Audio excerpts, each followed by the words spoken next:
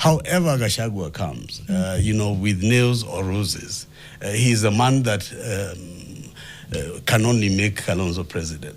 So Kalonzo will have to find a way to sleep on roses. And there is no other way other than the political realities are that there is a certain demographic chart in the country. And there are two huge communities that you must have, one or both of them. The Luhya community at 18% or the Gema community at 26%. Now, when you have 26% of population or of registered voters? Well, these figures we did with Apollo Jonjo and Anyang Nyong in 97. So the Gema community is at 26%, the Luhya community 18%, the Rift Valley 12%, the Luo community 8%, and then Kamba 5%, and the Kisii 4%. So, for example, Matiang'i would have an uphill task to build from 4 to build to 50 plus 1.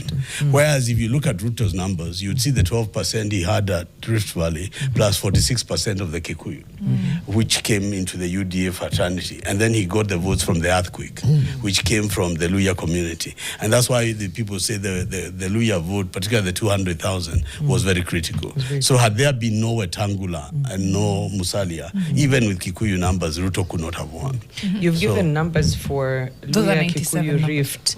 I'm interested, Northeastern. That is why I said 5. So, for example, arguably, and these are 97 figures. So if you give Kalonzo 26 plus 5, he starts at 31. And that's a very big number. And that's why you saw the other day, when you saw Ruto's poll at 24%, makes a bit of sense to me. If you take the 12% and the Nyanza 8%, around 20, and then a bit of the other communities, around the 24% would be where Ruto is now. In fact, Ruto's biggest nightmare right now would be a running mate. Because arithmetically, he can only take a Luhya running mate. I was very intrigued yesterday in your news to see Wetang'ula coming out with Farouk Kibet, the right hand of Ruto, saying that Wetang'ula must be the running mate. And that after that, then they can, that makes sense to me. Because Ruto must choose Wetang'ula, not even Mudavadi, Wetang'ula. Because of the 18% Luhya, 50% Abukusu. Which is the home of Wetang'ula, is the home of Wamalwa Kijana. Ironically, it's also the home of Edwin Sifuna.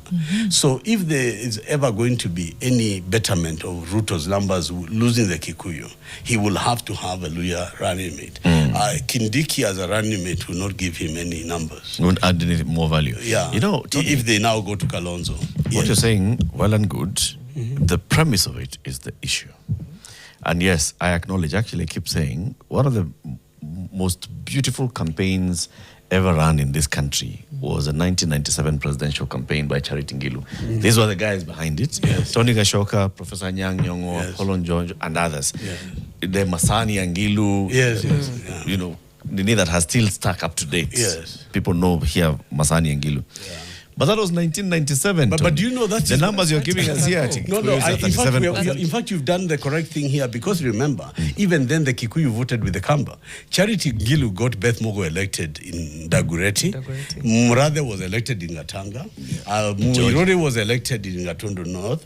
Uhuru was defeated by Moses Mwehia by SDP in Gatondo South. George Nyanja was that was NDP. But there was Disho in Juja.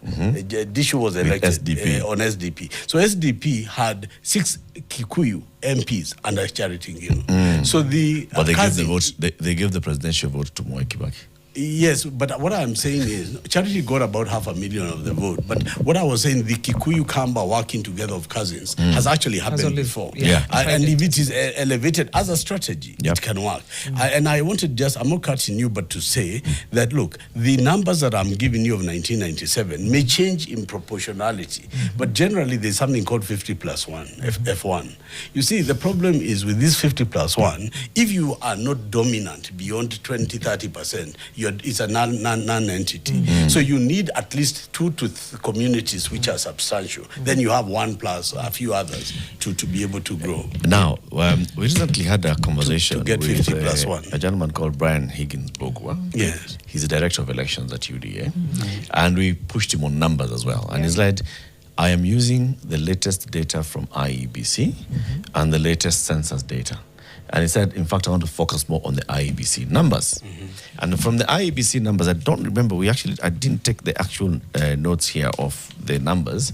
But I said, over time, the percentage of voters, of registered voters, as for example, Mount Kenya has been reducing. And this is why, because even in 1997, the percentage of registered voters in Mount Kenya versus the population of Mount Kenya was high, right?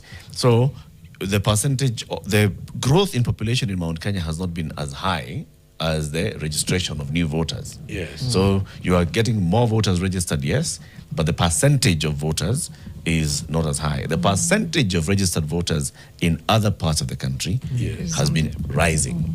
Correct. So when it comes to totality, as we now get to 22 million voters, and in 97, how many total voters did you have? Like 6 million. No, it was like about, I think, 8 million in 97. If you look at that then, so yes, whereas the percentage of Mount Kenya may still be higher than the rest, it is definitely not 30%. I think it is easier just to give examples, because a lot of Kenyans are saying, okay, these are just numbers. But I can give you real examples. How did Sonko get elected as governor of Nairobi? Sonko was in Jubilee when Uhuru had the Kikuyu numbers, and he got the Kamba to vote for him.